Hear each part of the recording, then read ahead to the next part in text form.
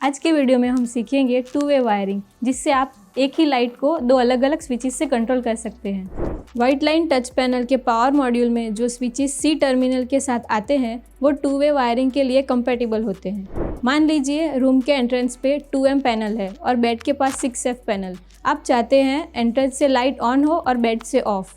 दोनों पैनल्स को supply wire से पावर देना होगा।